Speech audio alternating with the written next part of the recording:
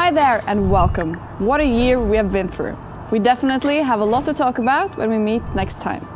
Therefore, we truly look forward to inviting you back to Stavanger and to one of the world's leading energy meeting places when we open the doors for ONS 2022 on August 29th next year.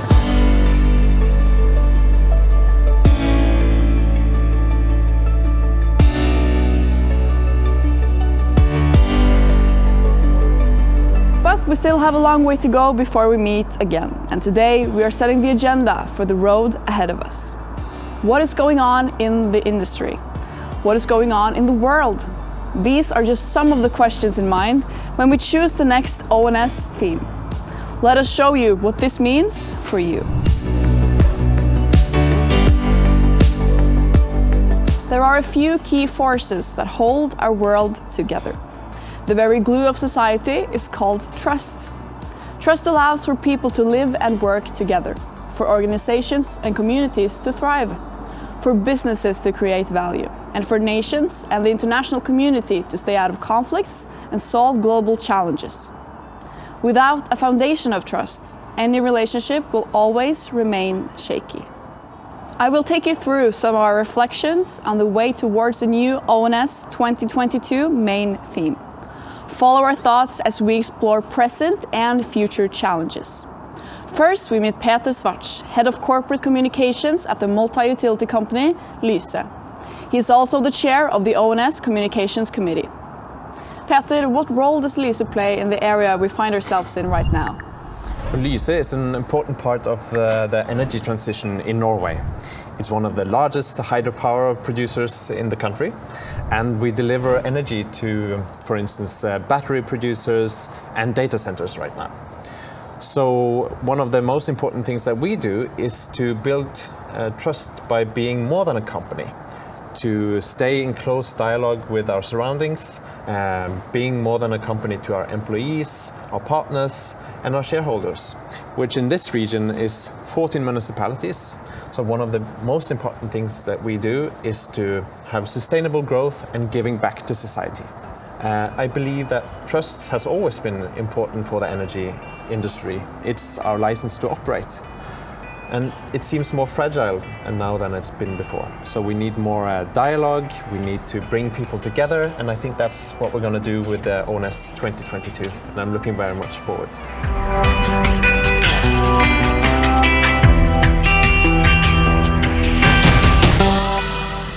It is in our industry's role to design, build and shape the sustainable energy future. We need to respond to the big questions of our time in a manner that boosts long-term and mutual belief in each other. This faith is also something that needs to be earned. From international diplomacy, from investors, from the young generations. But how? The energy industry should meet the toughest global hurdles with business solutions, commitments, and genuine willingness to act. By being transparent, proving ourselves reliable, and through caring for the development of mankind.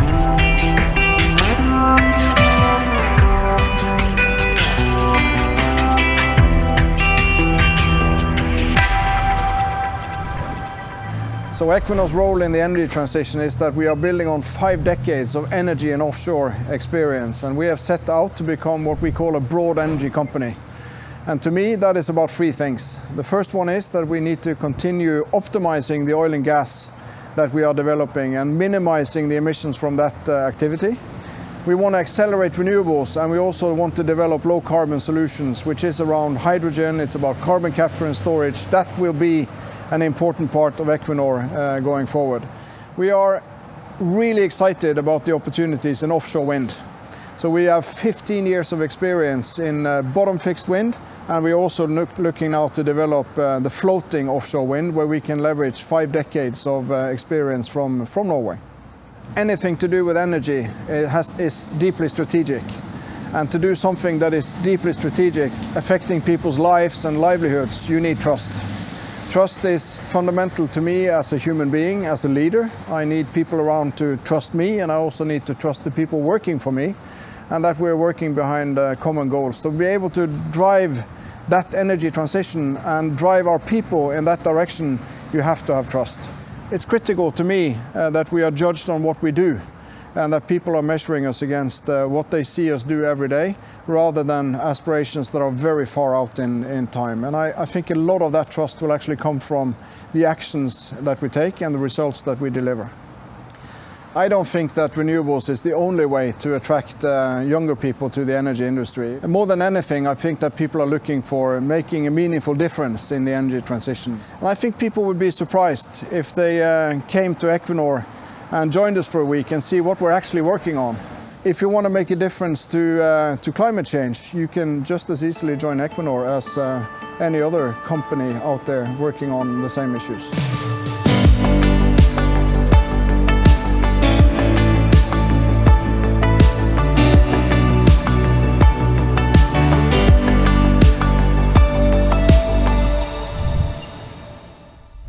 With an industrial track record of almost 200 years, Aker Solutions have proved to have the ability to change and leverage new opportunities as part of our DNA.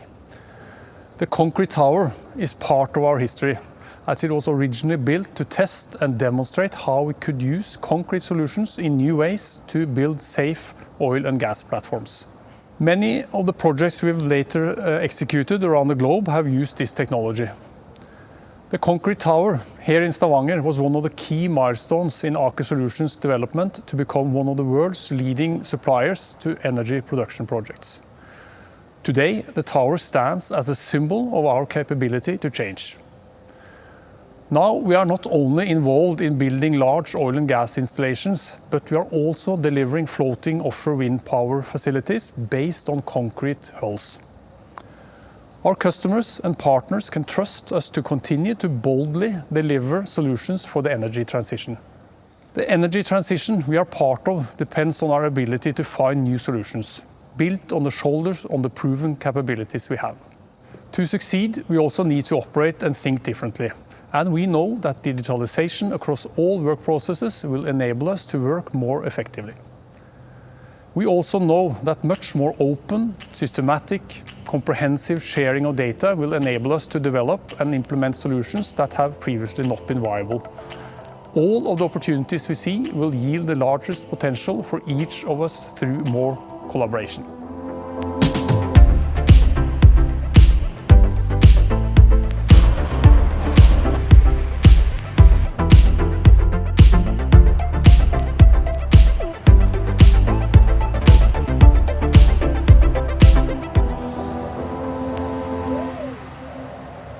Trust and security is two things that are equally binded together, and you can't have the one without the other. And if you are going to work and you are a bit scared if this is not safety, this is not good for security, then you have to have the trust to tell your boss that we must stop, we can't do this job, we have to be doing this differently. And if you don't have the trust that they want to hear those kinds of signals from us workers, then we are not working like we should be. Trust is everywhere.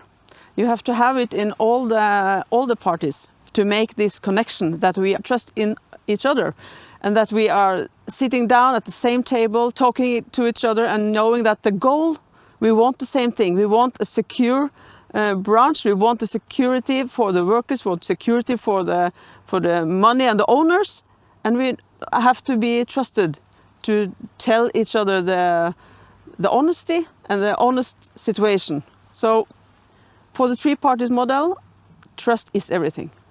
You know, you're only as strong as the weakest link, period.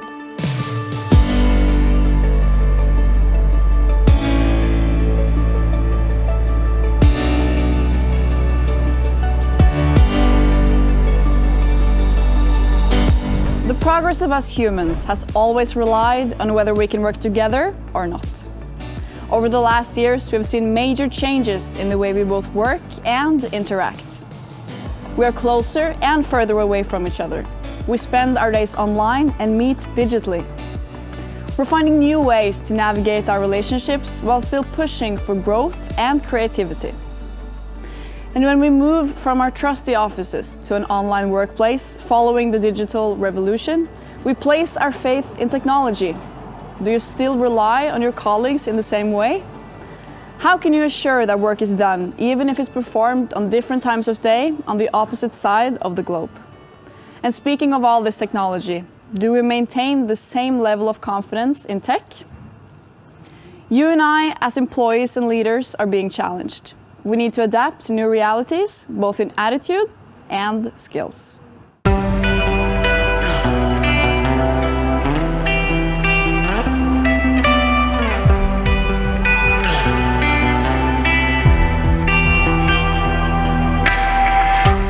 I think one of the first things that people start to notice after a while is that they're missing that connection. They're missing the connection with their colleagues, whether that's in their immediate team, the department, or even the company wider, where they've been used to meeting naturally and normally and building those connections, which in the end, that's what business is about, right? Business is about those relationships. So I think what that's going to demand of us going forward is to hone the skills in the workforce of things like how do we have positive influence and impact with our colleagues and our co-workers, even our clients and customers and partners outside of the business. And those skills of influence and negotiation, how do we do those in a digital environment? How do we recreate those skills that we're so used to doing physically together through those digital technologies? And that's going to be something that the workforce are going to have to be very conscious and intentional about. But leaders are going to have to be great role models at, and so it's going to place an even bigger responsibility on leaders to demonstrate those same skills.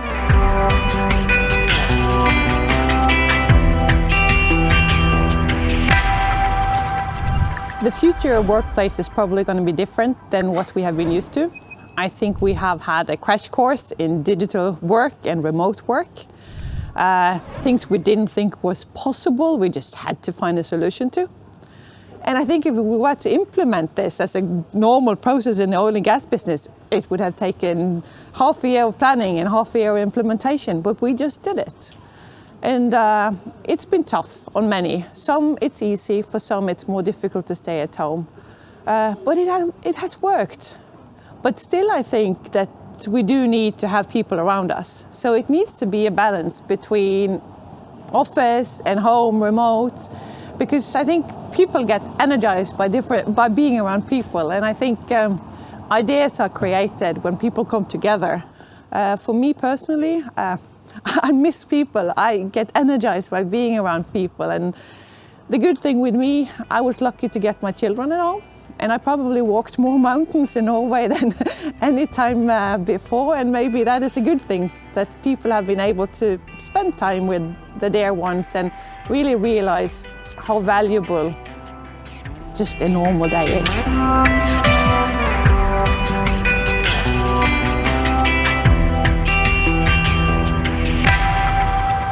So first of all, I would like to say that me as a young professional, and I think I speak on behalf of many of us, we have grown up in a time where technological changes has been made. There has been huge shifts in the digital platform, and we know how to use the tools.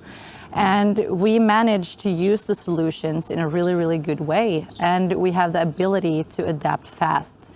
And with that competence, we're also flexible.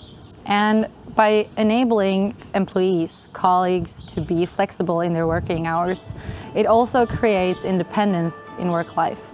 But I do believe that young professionals today are more aware and they want to work to live, not live to work.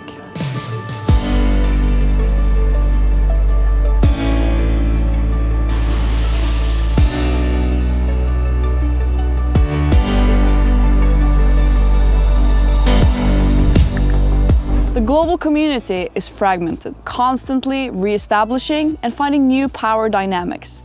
New and old leaders in office, an increasing number of democratic challenges and global issues that keep pushing. An international society with large differences and some moving forward while others are left behind. International treaties and agreements with short deadlines, big words and not enough results. What is the upcoming geopolitical repositioning going to look like? Which alliances will emerge and who will rely on who? How has the pandemic altered our economies, international relationships and energy markets? Which opportunities arise and how will energy investors respond? Who and what do we rely on to feel secure?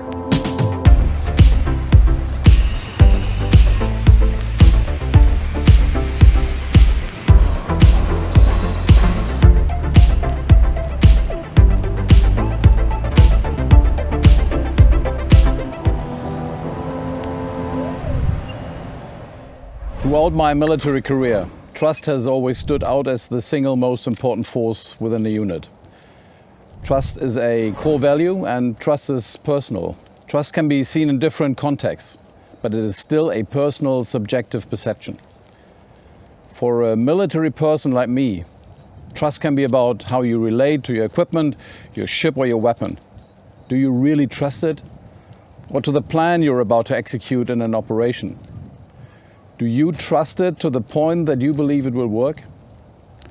But the most important dimension of trust lies in the relations between the people in your organization, or as in my case, in a military unit, on board a warship, or in any other military fighting unit.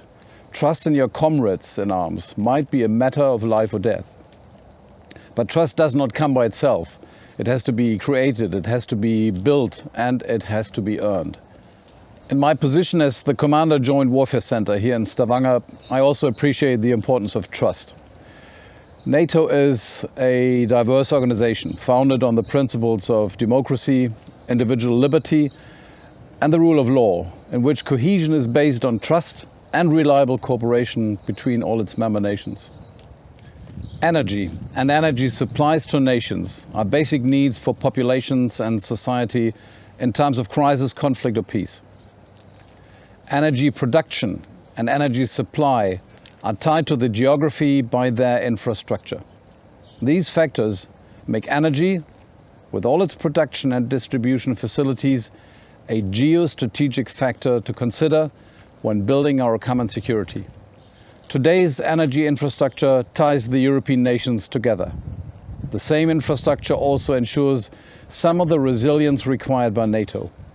And resilience is our first line of defense and an essential basis for credible deterrence and the fulfillment of the alliance's core tasks.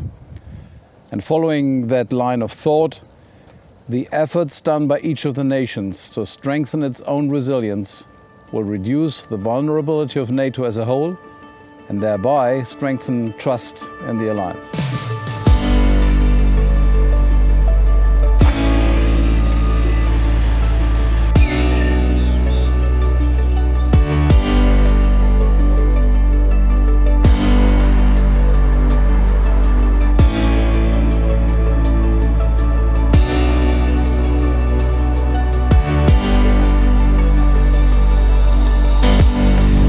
ONS 2022. Yet again we meet in larger assemblies.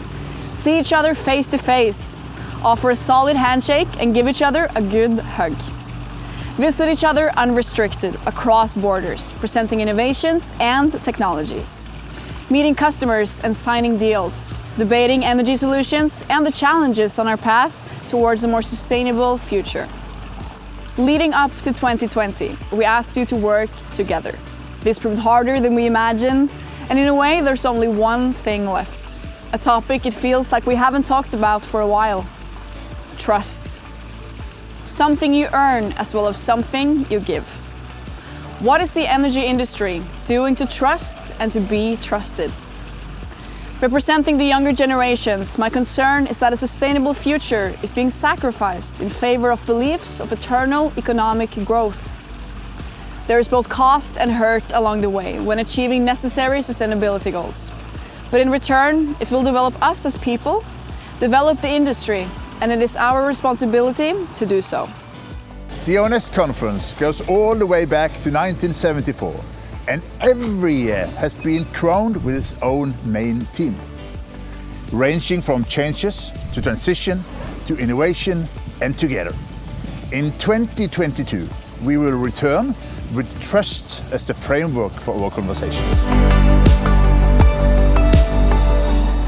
We will create arenas for dialogue, an environment for innovation, and a room for all of you to see each other again. We couldn't come together last year, but I trust to see you at ONS 2022.